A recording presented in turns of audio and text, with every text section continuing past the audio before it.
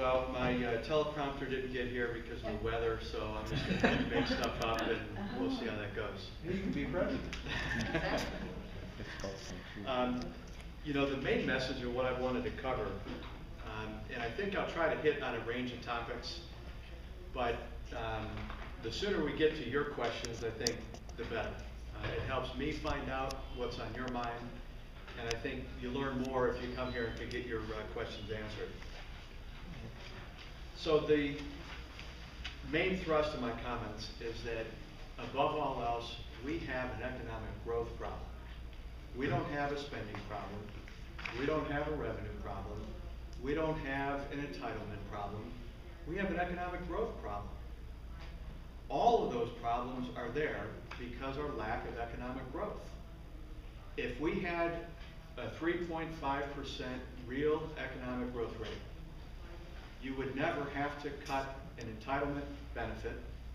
You would never have to change your retirement date. We could afford this level of spending, which is an outrageous amount of spending. I mean, what the government spends on is one thing, and there's a lot of it I don't agree with. But we can't be the party of austerity and expect to win elections. And if we don't win elections, we're not going to get any reform passed. I mean, there's only so much we can do controlling the House. We need to get the Senate, and we have to get it in 2014, and we have to get the White House in 2016.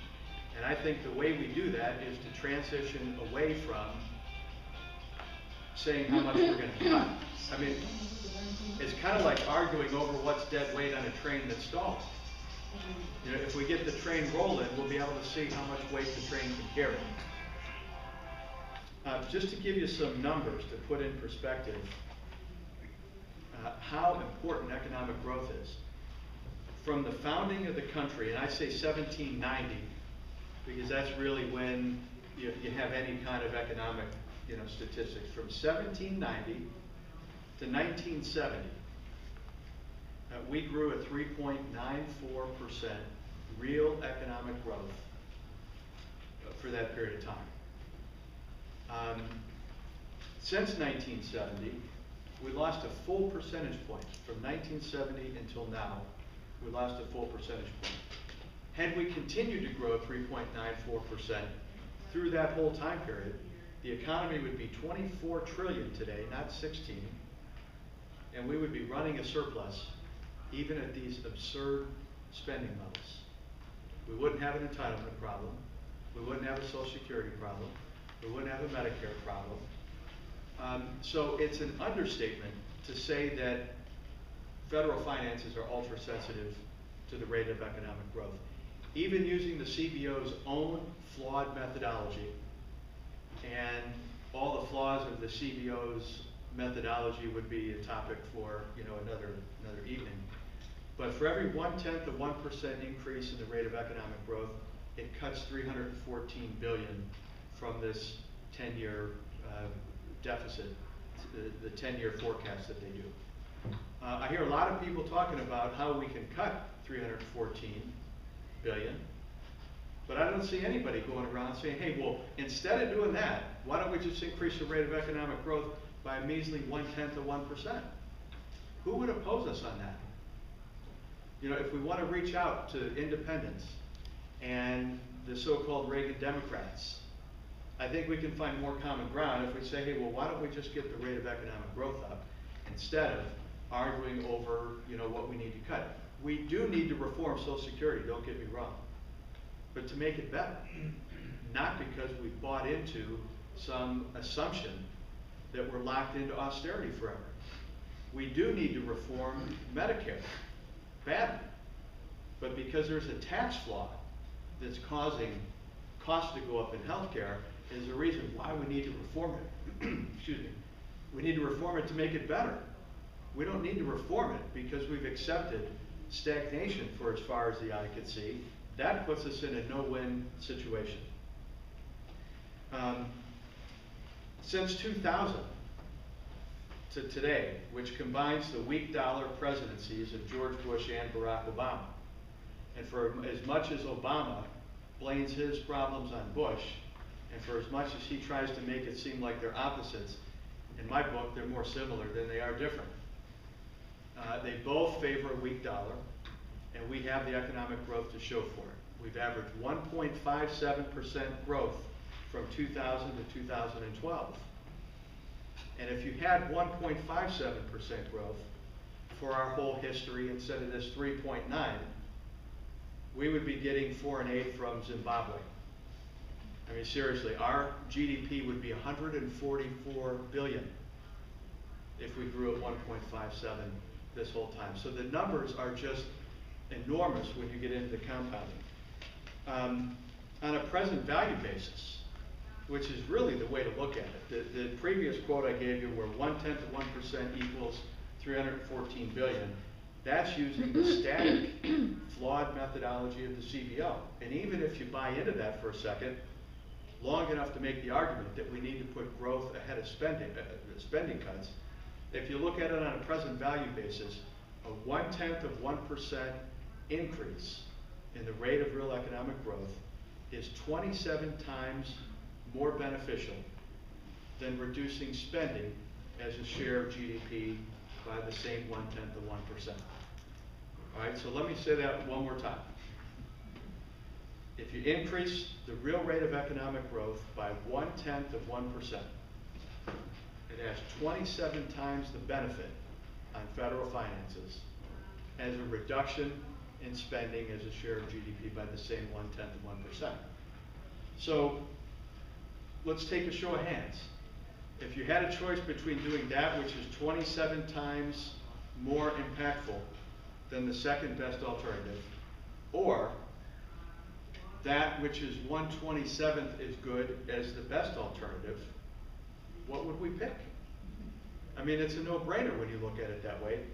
Yet, we need to speak in a louder voice that Washington needs to put growth first, because if they don't hear it from us, they're not going to get it. Once you go to Washington and you start buying into the accounting rules that the CBO uses and you start drinking the Kool-Aid, even the best and brightest like Paul Ryan, for as talented as he is, the biggest flaw he made was accepting the 2.2% forecast of the CBO as though it's a given.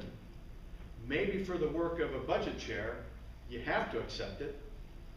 But why wouldn't somebody raise their hand and say, well, wait a second. I don't understand why we have to lock ourselves into stagnation forever. I think it's an inside game where Washington does that on purpose. They get you to accept slow growth. And just like anything else in life, when things are scarce, they get rationed. And if you're going to cause a scarcity of growth, then who better to ration it than the government? So it kind of plays right into their hands. And we just need to be very careful when we accept the starting premise that's false. You know, we need to reject the premise and put economic growth at the top of the list. In the period I gave you before, 1790 to 1970, that included the Civil War, it included World War I, it included the Great Depression, and it included World War II, and a few other things of lesser importance. But half of those periods, if you look at it decade by decade, half of the decades average 4% better economic growth, even with all those negatives. Half of the 10-year periods. Since 1970, we haven't had one 10-year period of 4% or better economic growth. So if Vince Lombardi were an economist, he wouldn't say growth is everything, growth is the only thing. And that's the message I want to make to you, is that growth is what we have to put first and foremost. So then the next question becomes, okay, well, how do you get growth? These guys in Washington have been trying it for 4 years, and I don't think they would know growth if it came up and hit them in the head. This gets back to kind of, it's not an age-old debate. It was basically a settled matter until progressives latched on to a couple of Keynes's economic theories, John Maynard Keynes, the economist, and twisted them into a rationale for bigger government. And that is, does spending drive the economy, or does production drive the economy?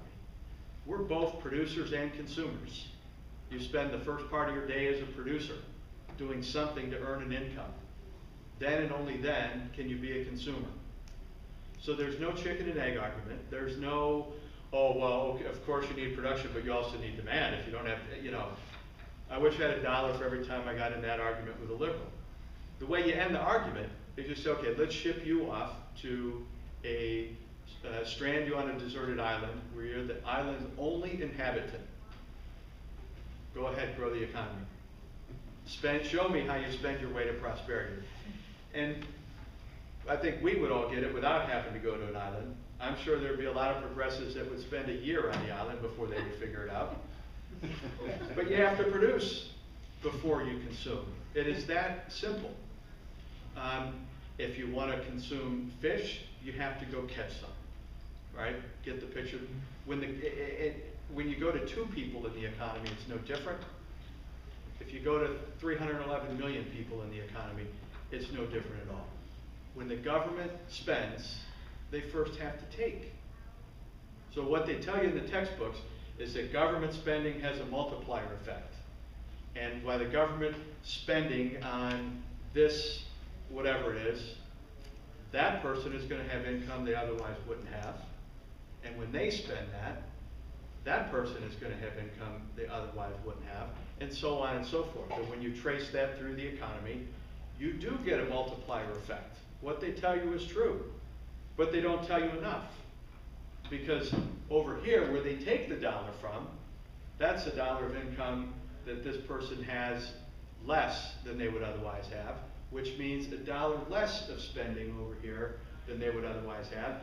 And there is an equal and opposite multiplier effect in a negative direction that completely cancels out the multiplier effect in the positive direction.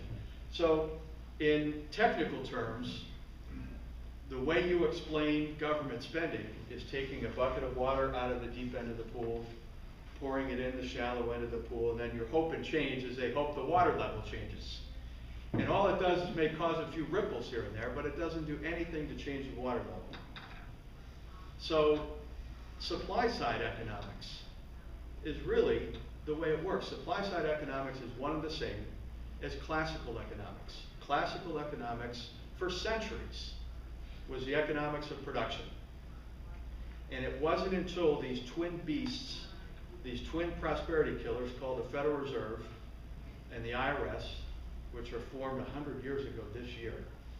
I won't be celebrating, by the way. That changed the focus away from the economics of production into supply side economics, which is basically how do you tame these twin beasts, these twin prosperity killers, so that you can expand output. Overall, the objective should be on expanding output. When you talk about GDP, a lot of times people get lost when you talk about a $16 trillion GDP and what the components are and this and that. But quite simply, if the world consisted of me and you, and we didn't trade, well, let me use Steve, because I know Steve is an elk hunter. If the world consisted of me and Steve Steve hunted elk, and I grew vegetables, and we didn't trade, there would be no economy. As soon as we decide to exchange our production, I'll give you some vegetables, you give me some elk meat, we're both better off. And you measure the amount of that trade as measuring by how much we're both better off. So as long as the trade is voluntary, by definition, both parties are better off, or we wouldn't have engaged in the trade. Government, by the way, is the only entity capable of involuntary exchange, and for that reason alone, they should be limited. But GDP basically measures the amount of voluntary exchange